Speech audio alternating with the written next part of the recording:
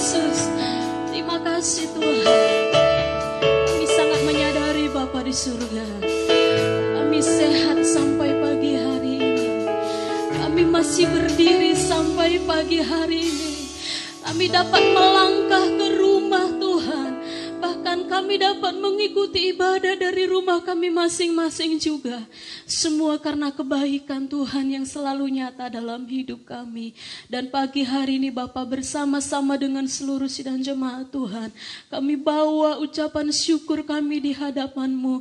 Kami berterima kasih ya Bapa kepadamu dengan limpah. Oleh sebab itu Bapa, pagi hari kami akan lebih lagi memuji memuliakan nama Tuhan. Kami percaya Engkau hadir di tengah-tengah kami, melawat kami pribadi lepas pribadi. Terima kasih Tuhan. Kami akan mulaikan ibadah kami di dalam nama Tuhan Yesus Kristus. Haleluya. Amin. Silahkan duduk Bapak Ibu. Haleluya.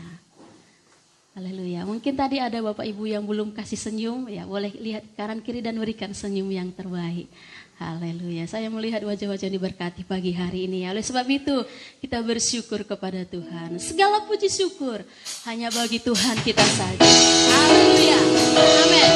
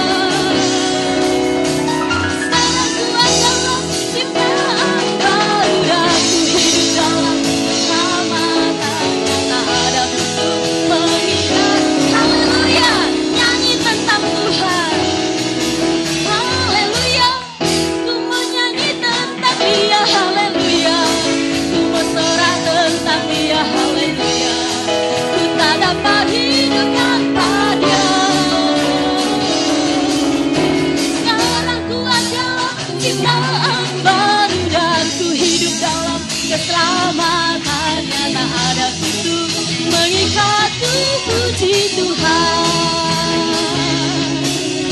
Tak ada kutu mengikat puji Tuhan.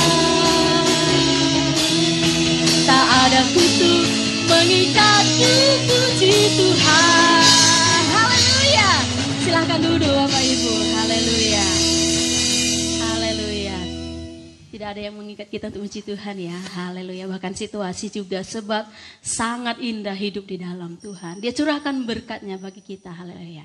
Sukacita, sehat, kuat di dalam Tuhan. Haleluya.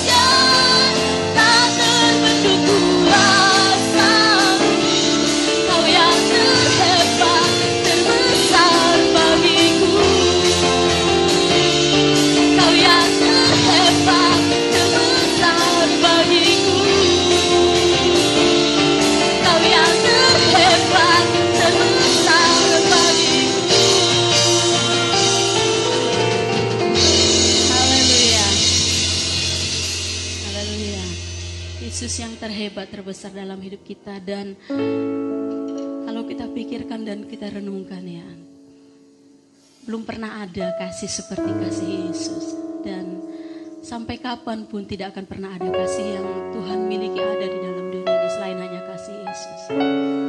Dan kita mengagumi akan kebaikan Tuhan. Haleluya. Terima kasih Tuhan.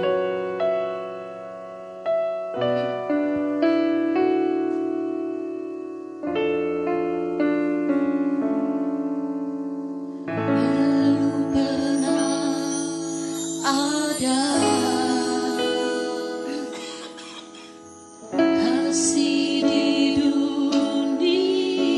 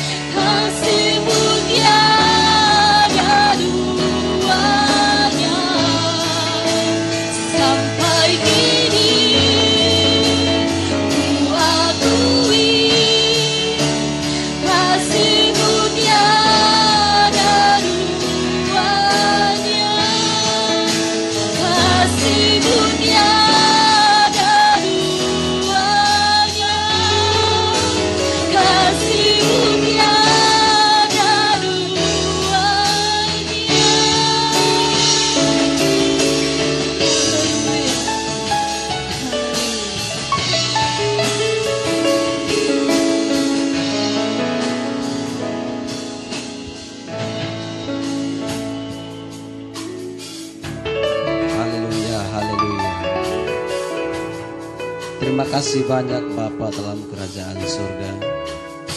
Pada kesempatan pagi hari yang indah ini, kami bersyukur kepadamu buat anugerah Tuhan yang dahsyat dalam kehidupan kami. Pagi hari ini Tuhan, kami telah datang merendahkan diri di hadapan hadirat-Mu, memberikan setiap pujian penyembahan kami kepada Engkau ya Tuhan. Terima kasih Bapa, terima kasih. Dan tibalah saatnya kami akan diberkati oleh kebenaran firman-Mu ya Tuhan. Biarlah Tuhan Engkau mengurapi, memberkati hamba-Mu yang akan menyampaikan kebenaran firman-Mu ya Tuhan. Biarlah boleh menguatkan kami, memberkati kehidupan kami, mengarahkan kami ya Tuhan. Sehingga kami senantiasa berjalan dalam kebenaran firman-Mu ya Tuhan. Terima kasih Bapa, terima kasih. Kami siapkan hati kami untuk kebenaran firman-Mu. Dalam nama Tuhan Yesus Kristus, berdoa dan mengucap syukur. Haleluya. Amin.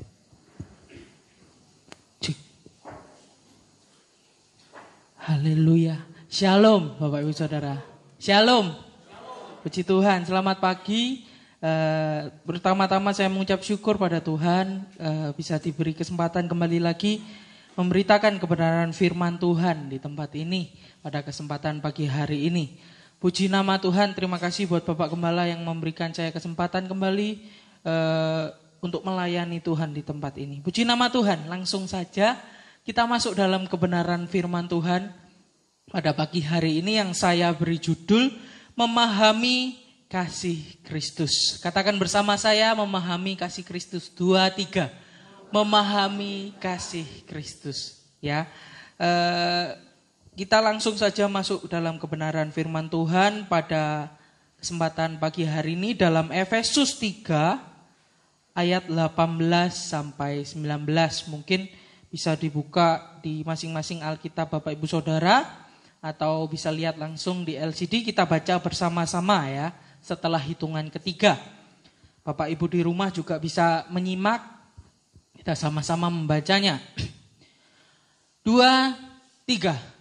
Aku berdoa supaya kamu bersama-sama dengan segala orang kudus dapat memahami betapa lebarnya dan panjangnya dan tingginya dan dalamnya kasih Kristus. Ayat selanjutnya. Dan dapat mengenal kasih itu sekalipun ia melampaui segala pengetahuan. Aku berdoa supaya kamu dipenuhi di dalam seluruh kepenuhan Allah. Katakan amin Bapak Ibu Saudara. Puji nama Tuhan. Ayat ini kalau kita lihat secara utuh dari ayat 14 sampai ayat yang ke-21 adalah doa Paulus kepada jemaat di Efesus. Tapi terkhusus yang kita bahas pada kesempatan pagi hari ini di ayat 18 dan 19, Paulus juga berdoa buat seluruh umat orang percaya, orang-orang kudus dikatakan. Artinya kita saudara, Bapak Ibu Saudara dan saya. Orang-orang yang percaya kepada Tuhan Yesus Kristus sebagai Tuhan dan Juru Selamat. Ya, jadi di ayat ini begitu bagus ya, Paulus menulis kata-kata dengan berdoa, menuliskan surat kepada jemaat di Efesus. Ya, ada bagian-bagian yang keren lah ya, saudara. Kalau saya bisa gambarkan seperti piramida, ya mulai dari pondasi, isi, pertengahan sampai akhir ya. Ada bagaimana kita harus berdoa, sujud ya. Berarti merendahkan diri kepada siapa kita berdoa, kepada Allah yang luar biasa, apa yang kita doakan dan untuk siapa tujuan akhir dari doa-doa ini ya, atau dalam ungkapan lain sikap berdoa, objek doa, isi doa dan doksologi. Doksologi itu penutup. Jadi segala kemuliaan untuk Allah. Ya, di doa Bapa kami juga ada. Dalam khotbah ini saya menyoroti di ayat 18 dan 19 Ya, semuanya berkesinambungan, semuanya berhubungan saudara. Dari ayat 14 sampai ayat yang ke-21. Semuanya berkesinambungan. Jadi Efesus 3 ayat 18 sampai 19 ini enggak cuma saya comot ayatnya, enggak. Tapi kita sama-sama melihat secara kontekstual, secara garis besar dari isi paragraf tersebut. Ya. Sekarang marilah kita melihat ya, mulai melihat lebih dalam lagi. Saya berikan 3 poin tentang memahami kasih Kristus. Jadi bagaimana kita dapat mengenal kasih Kristus ini? Ya, kalau kita sering dengar ya, mungkin khotbah-khotbahnya wah semua kasih Kristus. Wis paham, wis ngerti, bahkan dari pertama percaya Tuhan sudah ngerti kasih Kristus. Tapi boleh kita lebih mendalami lagi supaya kita mengerti lebih dalam lagi kasih Kristus. Yang pertama, bagaimana kita dapat mengenal kasih Kristus? Next slide. Diperlukan doa. Ya, katakan bersama saya, diperlukan doa. 2, 3. Diperlukan doa. Ya, mungkin bingung saudara, mengapa sih suruh ngomong bersama-sama? Supaya kita lebih, paling enggak ingat kalau pulang ke rumah gitu ya. Apa khotbahnya? Ya diperlukan doa tadi apa ya, ada poin-poinnya supaya paling enggak ingat. Meskipun isinya kadang-kala kan lupa ya, saking banyaknya isi ya. Tapi kita belajar sama-sama supaya paling enggak mengingat poin-poin penting dari ayat firman Tuhan supaya kita bisa melaksanakan di kehidupan sehari-hari. Firman Tuhan enggak berlalu begitu saja, enggak cuma sekedar liturgis, enggak cuma sekedar kewajiban biasa, tapi dilakukan sungguh-sungguh. Jadi saya mengajak Bapak Saudara ngomong bareng-bareng itu tujuannya gak cuma kita mendengar, tapi kita juga memperkatakan firman Tuhan. Puji nama Tuhan. Pemahaman terhadap kasih Kristus di bagian ini tidak terjadi begitu saja. Jadi ketika kita memahami kasih Kristus, gak cuma ya, tidak hanya ketika kita baru jadi Kristen kita langsung paham kasih Kristus. Kita langsung seluruhnya paham kasih Kristus. Ya, jadi ketika kita baru beranjak mengenal Yesus, mungkin di sini banyak sudah yang bertahun-tahun mengenal Yesus. Ya, nanti di poin kedua dibahas, kenapa kita terus memahami kasih Kristus. Yang pertama diperlukan doa ini, bagaimana kita memahami kasih Kristus. Jadi di sini Paulus mengemukakan bahwa untuk memahami kasih Kristus itu melampaui segala akal. Bukan ketika sekedar kita membaca Alkitab saja. Bukan ketika sekedar kita merenungkan firman Tuhan saja. Bukan hanya ketika kita belajar mendengarkan firman Tuhan. Tapi juga doa. Maksudnya apa di sini? Yaitu pergumulan spiritual Bapak Ibu Saudara. Ketika kita berdoa kepada Tuhan, kalau saya boleh belajar sama Bapak Gembala, mungkin ya jauh lah, saya masih banyak harus belajar kalau soal doa. Diperlukan doa, bukan karena kekuatan kita. Doa ini bukan berarti, wah kalau orang di luar, ketika kita berdoa kita diberkati, bukan.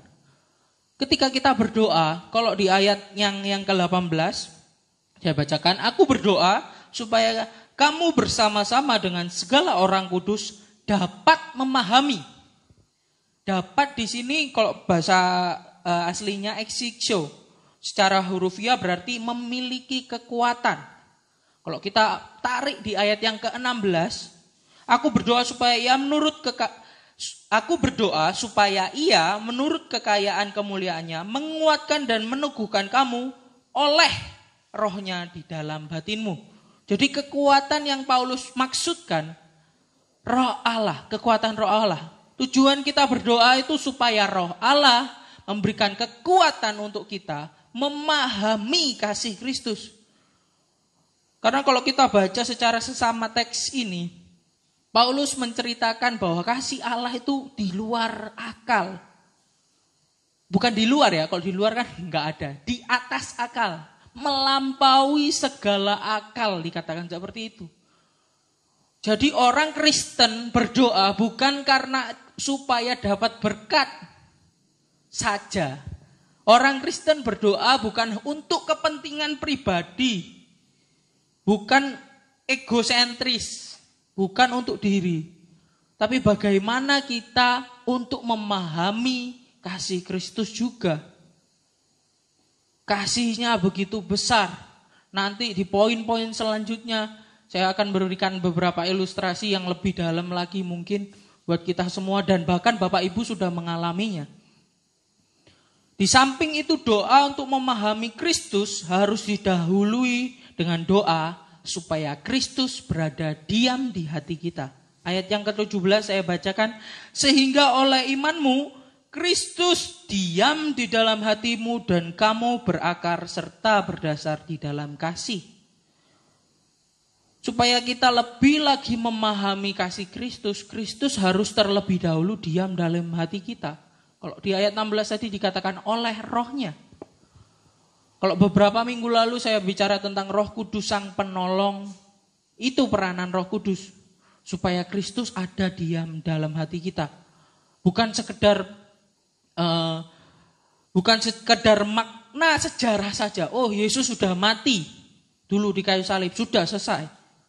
Bukan sekedar maknanya saja. Oh, Yesus mati di kayu salib, menebus dosa kita ditebus, diselamatkan. Bukan. Jadi bukan hanya sejarah dan maknanya saja, tapi lebih daripada itu. Kita harus mengalami. Makanya di sini Paulus menulis pergumulan ilahi ya, pergumulan spiritualnya. Supaya jemaat di Efesus, bahkan kalau dikatakan di ayat 18, kamu yang orang-orang kudus ya, aku berdoa supaya kamu bersama-sama dengan segala orang kudus. Jadi kita juga saudara, merindukan supaya memahami kasih Kristus itu lebih dalam lagi. Ya, kita masuk ke poin yang kedua, memahami kasih Kristus itu bagaimana ya. Next slide, memahami terus menerus. Katakan bersama saya 2, 3. Memahami terus menerus. Maksudnya apa Bapak Ibu Saudara? Jadi memahami kasih Kristus itu punya level. Ketika kita baru percaya Tuhan Yesus, itu seperti pondasi Saudara. Pondasi. Kalau tanaman itu seperti akar yang berakar. Tapi ketika kita punya pondasi, pasti butuh bangunan di atasnya Bapak Saudara. Benar enggak? Benar Bapak. Ya. Jadi ketika kita bangun pondasi kemarin ya, saya jaga rumah di Jember untuk tukang bangun-bangun ya semuanya. Saya belajar juga bangunan-bangunan sedikit akhirnya. Dulunya enggak tahu sama sekali ya. Karena hidup itu perlu terus belajar ya Bapak Saudara. Sama dengan memahami kasih Kristus. Hari ke sehari kita harus terus belajar. Karena Paulus jelas mengatakan melampaui segala akal. Maksudnya apa? Enggak bisa mentok. Enggak bisa sampai mentok. Jadi terus, bahkan ketika nanti kita di surga kita terus memahami kasihnya. Terus merasakan kasihnya. Mengalami terus menerus. Bagaimana dia sudah mati, wah. Kalau bangsa Yahudi memaknainya bisa lebih dalam. Karena mereka itu menganggap Allah itu enggak mungkin bisa jadi manusia. Karena menganggap manusia itu siapa? Gitu. Yang bisa datang ke dunia, jadi manusia. Makanya kita dibilang bodoh. Dibilang batu sandungan buat orang-orang Yahudi. Karena hal tersebut. Karena kasihnya yang begitu besar. Orang yang sepinter orang Yahudi pun gak bisa memahami kasihnya Yesus, kasihnya Allah Bapa di surga terhadap manusia. Jadi ada pemahaman terus menerus progresif. Ya, naik semakin hari. Bagaimanapun pemahaman tersebut harus terus diupayakan. Ya, kita tahu ya, nggak bisa mentok. Tapi ya terus harus dikerjakan. Karena apa? Kekristenan kita itu bukan kekristenan yang mementingkan hasil. Karena hasilnya sudah jelas, kita diselamatkan oleh kasih karunia. Tapi yaitu kita itu mementingkan proses, saudara. Bagaimana kita mengerjakan keselamatan kita. Kalau dari sudut pandang manusia. Ya, kalau kita lihat, wah kita nggak bisa. Bahkan kalau saya merenungkan kebaikan Tuhan, wah beberapa waktu yang lalu saya ya Zoom sama teman-teman SMA kelas 2. Zoom itu kayak video call bersama orang rame-rame ya. Teman saya ada 5 kalau nggak salah dokter. Udah jadi dokter, terus ada yang Romo, hampir jadi Romo masih frater ya. Dan saya sudah jadi hamba Tuhan juga. Jadi kalau ngobrol-ngobrol seru, ingat masa lalu gitu ya, ngobrol-ngobrol. Dan saya sedikit malu Bapak Saudara. Karena apa? Saya juara terakhir dulu kelas 2 Saudara. Wah bodoh, males sekali. Tidur di kelas dan lain sebagainya, nggak jadi berkat. Padahal anaknya pendeta ya. Ya lucu sekali. Bahkan waktu itu saya ingat sekali, mungkin banyak mempermalukan papa saya. Kalau Koko saya selalu mengangkat ya nama papa saya karena pintar, juara dan lain. Kalau saya kebalikannya Saudara. Papa dipanggil berdua. Dipanggil ke sekolah. Ketika dipanggil ketemu temannya papa. Ternyata ada juga satu anak pendeta yang sama-sama kayak saya. Sama-sama enggak pintar, sama-sama nilainya jelek sampai dipanggil. Tapi karena kemurahan Tuhan, saya bisa naik kelas itu semuanya kaget. Seperti mujizat gitu, karena udah ya nggak mujizat ya, karena saya memang nggak menyepelekan, tapi Tuhan tetap tolong, itulah kasih Tuhan. Dan ketika ngobrol-ngobrol, wah mereka bilang itu kesaksian luar biasa Yos. Kamu bisa jadi kayak sekarang itu kayaknya nggak mungkin, karena dulu begitu seperti itu. Tapi Tuhan bawa terus proses naik, supaya saya terus memahami kasihnya. Pertama ya saya nggak ngerti kasih Tuhan. Saya menyepelekan semuanya, ya saya nggak ngurus semua. Hidup saya mungkin ya nggak kacau-kacau amat, cuma nggak peduli dengan kasih Tuhan. Tapi semakin hari diperbarui, memahami. Ketika kuliah saya lebih lagi ikut Tuhan, hampir lulus saya mulai melayani terus Tuhan perbarui, memahami secara terus menerus. Ya. Jadi tadi saya sudah jelaskan akar tidak akan banyak berguna apabila tanpa batang, ranting, dan daun. Jadi terus bertumbuh Saudara. Pondasi pun seperti itu. Tidak akan banyak bermanfaat tanpa bangunan dan ruang di atasnya. Ya, buat apa bangun pondasi kalau nggak ada rumahnya? Kecuali buat lapangan basket, beda cerita. Tapi ini kita bicara tentang pondasi. Bertumbuh, berkembang, dibangun terus. Oleh apa tadi? Di poin pertama, kekuatan Roh Kudus yang memampukan. Mungkin hari-hari ini kita refleksi diri ya, seberapa aku memahami kasih Kristus. Masihkah aku bangun pondasi? Masihkah aku bangun tembok? Ataukah sudah jadi ruangan? Jadi kita jangan berpaku pada permulaan hidup kita mengenal Tuhan. Saya wis mengenal Tuhan, saya sudah lahir baru, saya sudah dibaptis, saya sudah. Tapi pertanyakan dalam hidup kita, apa yang belum saya lakukan untuk Kristus? Apa yang belum? Ketika kita belum mampu,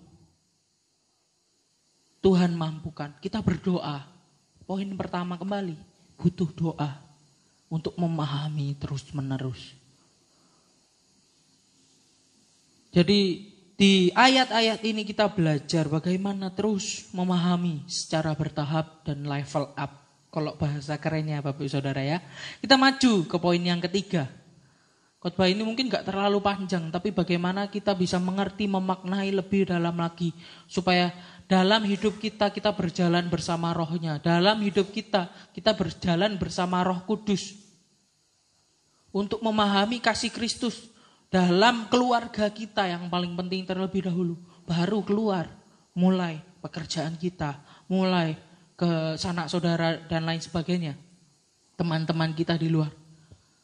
Tapi kita mulai belajar dari keluarga masing-masing. Ya, kita bahas dengan tuntas di poin yang terakhir ini, poin yang ketiga yaitu memahami dengan bersifat komunal.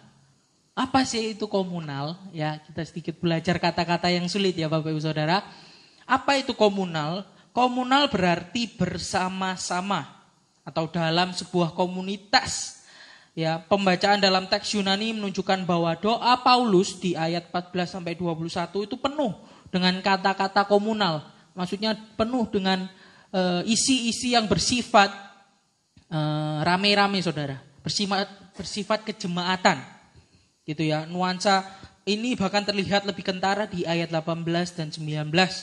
Ya, supaya kamu bersama-sama dengan segala orang kudus dapat memahami kasih Kristus. Bersama-sama. Ya, istilah orang-orang kudus ini, ya ini kan sering kali bingung. Orang kudus, saya masih jatuh dalam dosa kok. Kadang-kala saya mikirnya kadang keluar tiba-tiba dosa kok. Kok orang kudus? Maksudnya orang kudus itu sama seperti status anak. Jadi kita diadopsi menjadi anak.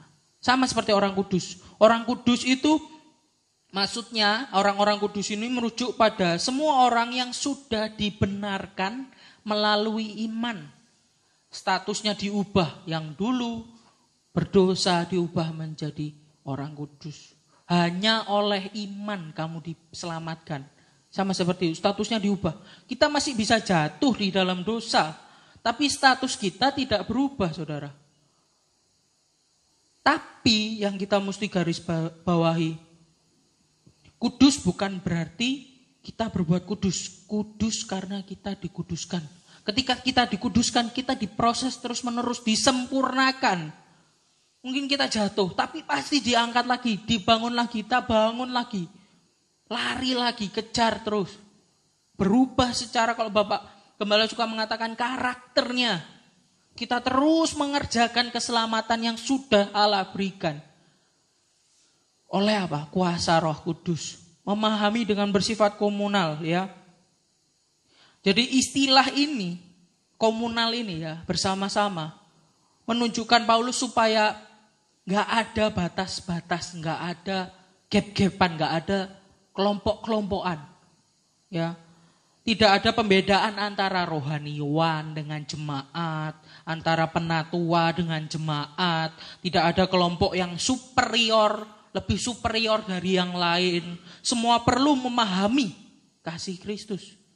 Kalau hari-hari ini di Amerika ya, udah melewat beberapa lama, mungkin ada masalah baru lagi tentang isu-isu rasisme, Bapak Saudara. Kulit hitam, kulit putih. Puji Tuhan di Indonesia gak sesarat itu mungkin ya. Sampai wah luar biasa, sampai dibunuh karena kulitnya saja, saudara. Kasihan sekali. Tapi oleh karena kemurahan Tuhan kita mengerti, saudara. Gak ada kulit-kulit putih, kulit hitam. Semuanya sama di mata Tuhan. Semuanya harus belajar memahami kasih Kristus. Justru karena komunal bersifat sama-sama, kita bisa belajar dari orang lain. Ya, bukan bersama-sama memahami kasih Kristus, maaf saudara. Tetapi memahami kasih itu dalam kebersamaan. Perseorangan memahami kasih Kristus, tapi dalam kondisi bersamaan. Jadi ketika kita belajar dari orang lain, mungkin ya orang membantu kita belajar kasih Kristus. Ketika kita mengampuni orang lain, kita menerima orang lain dalam keadaan apa adanya, kita juga belajar kasih Kristus. Sebaliknya ya, dalam keputusasaan kita melawan kuasa dosa. Dosa itu jujur aja susah saudara dilawan oleh manusia biasa. Tapi Kristus datang dan memberikan harapan untuk kita lepas dari kuasa dosa. Begitu pula sebaliknya, tatkala kita dikondisikan untuk mengampuni dan menerima orang lain apa adanya. Tadi saya sudah jelaskan sedikit. Kita sedang mempraktikkan kasih Kristus. Gak cuma omdoh. Wah susah saudara. Makanya itu ada level-levelnya. Hari ini kita mungkin gak bisa mengampuni, menerima orang yang wah kacau. Menghancurkan kita mungkin. Orang-orang yang melawan kita, orang-orang yang gak benar. Kita berusaha mempraktikkan kasih Kristus. Hari ini mungkin gak bisa saudara. Tapi proses itu terus berjalan. Lusa harus bisa mengampuni. Harus bisa kita memberikan kasih. Karena kasih kita bukan berdasarkan egois kita. Maksudnya apa? Kalau orang di luar sana bisa berbuat kasih, semua bisa berbuat kasih. Tapi apa yang membedakan kasih kita dari mereka? Kasih kita bukan untuk kepentingan kita. Kok di luar sana bisa memberi untuk apa? Nama baik mungkin. Bisa memberi untuk apa? Mungkin kalau di pesugihan memberikan korban persembahan untuk dapat berkat. Fokusnya diri sendiri, saudara. Tapi kasih yang diajarkan Yesus, kasih yang luar biasa. Kasih yang memberikan teladan mencintai apa adanya. Mencintai tanpa pandang bulu. Wah, susah, saudara. Bisa nggak kita mengampuni orang yang bejat, menghancurkan kita? Susah sekali, saudara. Tapi ketika kita belajar melihat pandang pada Yesus, ada lagu Pantekosta Lama, pandang pada Yesus. Wah, luar biasa. Kita diingatkan kembali, kita belajar lagi. Bukan berarti saya berdiri di sini, saya lebih superior, saya bisa memahami kasih itu. Enggak, saudara. Kita semua sama-sama belajar memahami kasih itu. Salah satu sarana terbaik, ini ilustrasi yang paling mendekati menurut saya, yaitu anak-anak, saudara. Mungkin Bapak Ibu Saudara punya anak, atau Bapak Ibu Saudara di tempat ini punya orang tua. Kita bisa lihat dari dua sudut pandang ini. Yang pertama kepada anak-anak, ya. Banyak orang tua Kristen yang semakin mengenal dan mengagumi kasih Allah sesudah mereka memiliki dan merawat anak-anak mereka. Ya. Kalau sama anak-anak, entah berapa kali kita pasti mengampuni, kan? Memaklumi. Ya enggak? Ada enggak sekali punya anak langsung dibunuh gitu karena melakukan satu kesalahan? Kan enggak mungkin, diampuni. Padahal menjengkelkan, kadang kali anak itu lari-lari apa gitu ya, nakal sekali. Tapi namanya orang tua pasti mengasihi. Mungkin saya bisa belajar dari Bapak Ibu Saudara karena saya belum punya anak. Saya bisa belajar dari papa saya. Kalau saya ingat betapa begitu saya menjengkelkan dulu ketika kelas 2 SMA. Tapi papa masih datang ke sekolah untuk ambil rapot saya. Saya nggak berani ke sekolah, saudara. Saya masih ingat itu sampai sekarang. Papa saya bisa datang ke sekolah, ambil rapot saya. Itu antara hidup dan mati. Artinya antara naik kelas atau enggak. Ketika saya telepon papa, gimana gini. Teman-teman saya, yos naik, sampai dengerin. Wah, saya senang sekali. Gak mungkin ini, gak mungkin saya. Tapi ya itu, kasih. Saya belajar kasih Allah dari papa saya, dari keluarga. Bapak Ibu Saudara mungkin punya anak di tempat ini yang mungkin sedikit mengecewakan. Tapi saya yakin dan percaya Bapak Ibu Saudara tetap ada rasa bangga sama mereka. Kita bisa belajar kasih Allah dari komunitas, keluarga kita. Ya. Mereka bahkan tetap membanggakan anak-anak mereka. Ya, kadang-kala saya enggak membanggakan, saudara. Tapi ketika saya pernah dengar orang tua saya membanggakan saya, wah senang sekali. Seperti itu. Kasih Allah terhadap anaknya. Kasih Allah terhadap Bapak Ibu Saudara dan saya. Mengenal dengan komunal bersama-sama. Mungkin ada orang-orang satu tubuh, maksudnya satu gereja, sama-sama Kristen, jatuh dalam dosa. Kita belajar di sini memahami kasih Kristus dengan bersama-sama. Kita belajar mengampuni orang ini jatuh dalam dosa yang berat. Ya kita jangan kucilkan, tapi kita bantu moral. Kita bantu dengan kekuatan, kasih semangat, teguran. Teguran itu salah satu bentuk kasih juga, saudara. Yesus menegur murid-muridnya. Enggak kita cuma tegur, tapi kita juga perhatikan. Hari-hari ini gereja bukan sebagai sesuatu yang membangun, tapi hari-hari ini gereja seringkali menjadi kumpulan orang-orang yang suka menunjuk, menghakimi, menyalahkan. Hari-hari ini kita sama-sama belajar lebih lagi untuk merangkul. Gereja itu merangkul orang berdosa. Untuk sama-sama dibawa bertobat. kembali kepada Allah, memahami kasih Allah tersebut. Ya, saya undang pemain musik maju ke depan. Apakah yang seharusnya menjadi respon kita terhadap kasih Allah? Kita sudah mendengarkan firman Tuhan, kita bisa berefleksi. Bagaimana saya harus memahami kasih Allah? Mengapa saya harus memahami kasih Allah? Dan bagaimana untuk saya terus memahami kasih Allah tersebut secara bersama-sama? Di keluarga kita, di gereja kita, di pekerjaan kita, bahkan lebih luas lagi teman-teman kita. Orang yang belum mengenal Tuhan, bagaimana kita juga membagikan kasih Allah itu. Membagikan kasih Allah. Membawa mereka supaya mereka juga memahami kasih Allah lewat Injil Yesus Kristus. Sudahkah kita mensyukuri kasih itu? Dan sudahkah kita membagikannya pada orang lain? Sudahkah keluarga kita menjadi cerminan sempurna dari kasih itu? Bapak, Ibu, Saudara, di tempat ini dan di rumah masing-masing kita sama-sama merenungkan kasih Allah itu. Yesus telah mati datang ke dunia, mati tebus dosa kita.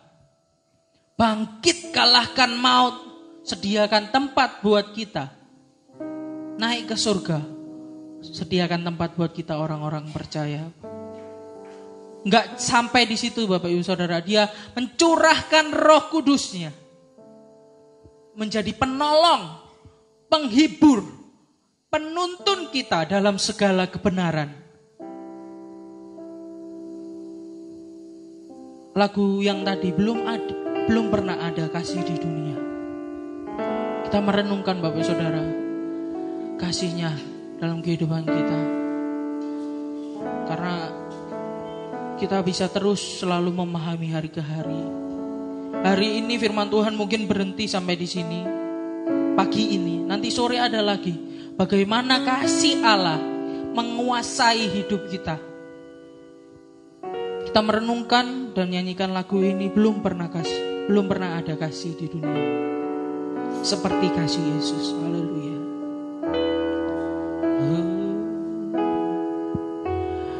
Belum pernah ada kasih di dunia sanggup menerima diriku apa adanya selain kasih-Mu, Yesus. Saya undang Bapak Ibu bangkit berdiri, kita sama-sama renungkan kasih Allah dalam hidup kita. Takkan ada lagi Kasih seperti ini, kasih seperti ini. Sanggup mengubahkan hidupku menjadi baru selain kasih-Mu. Yesus, Kau ku kagumi dalam hati.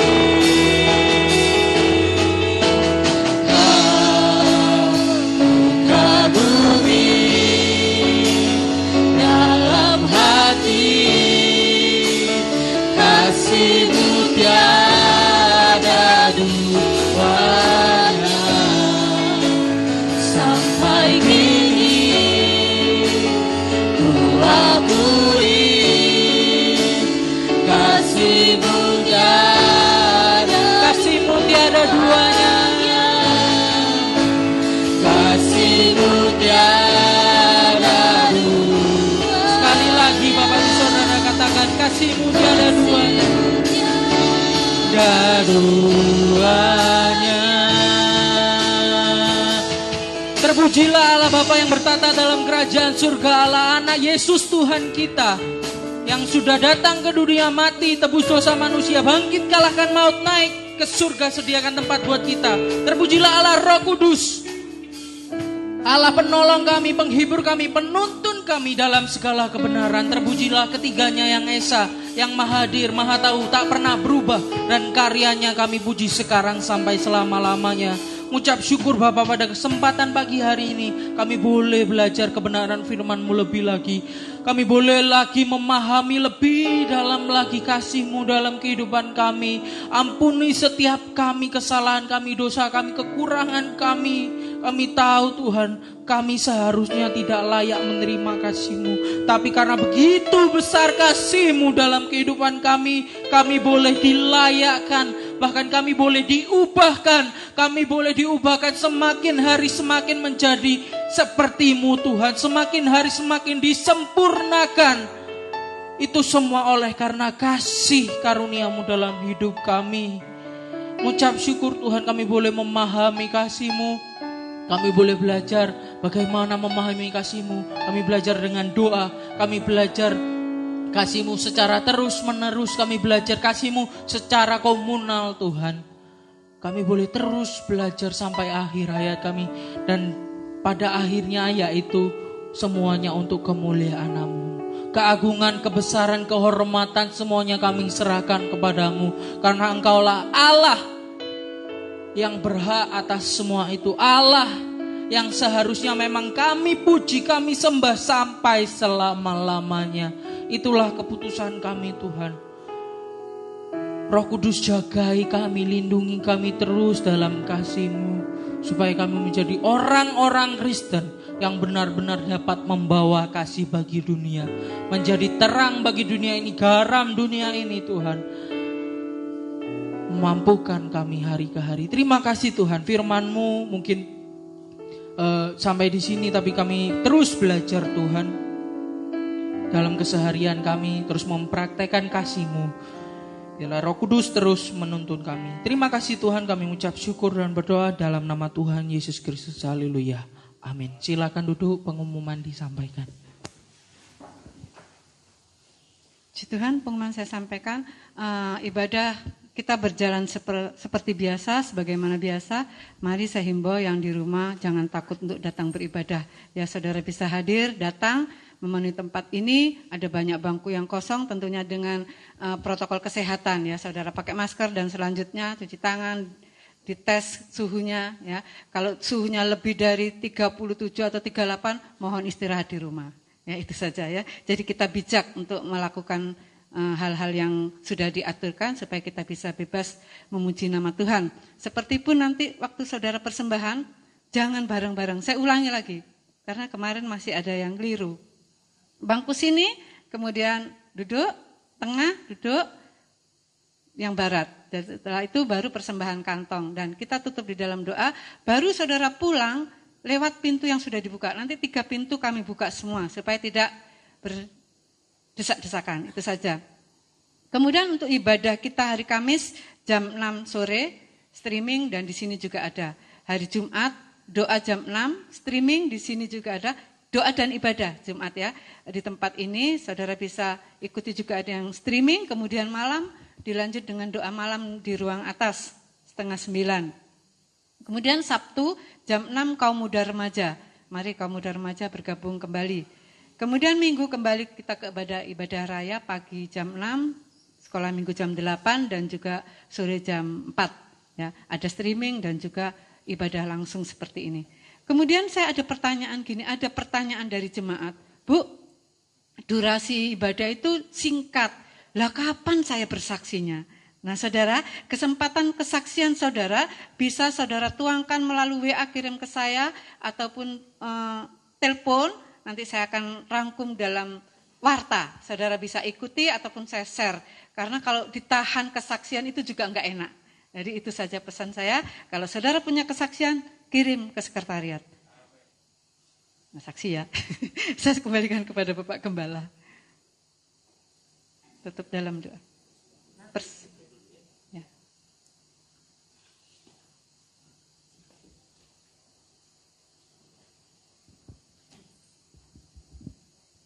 Ya, puji Tuhan.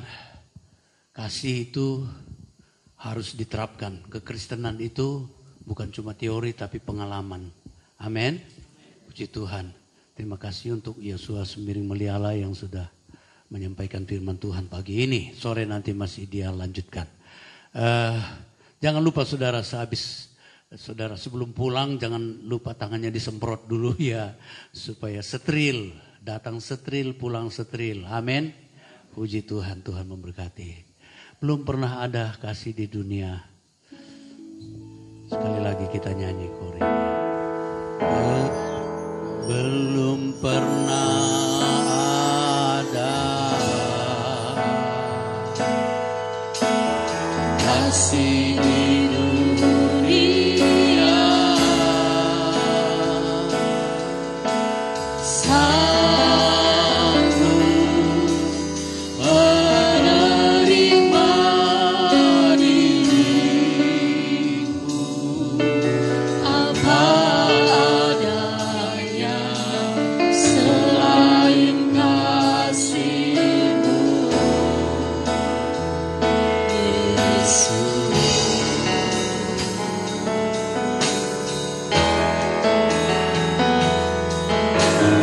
Takkan ada lagi kasih seperti sanggup mengubahkan hidup. Mari kita berdiri, yang hadir di ruangan ini kita berdiri, yang di rumah-rumah ikut nyanyi memuji memuliakan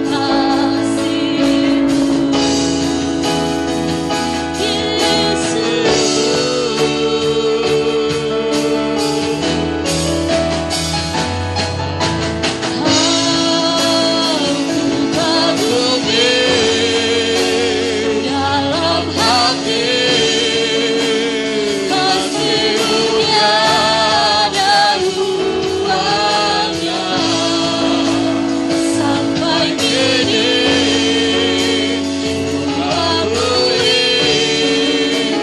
kasih-Mu tiada duanya.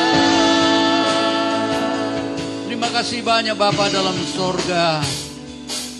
Betapa kasih-Mu begitu luar biasa. Anugerah Allah yang besar. Biarlah kasih itu terus bertambah dalam hidup kami ya Tuhan.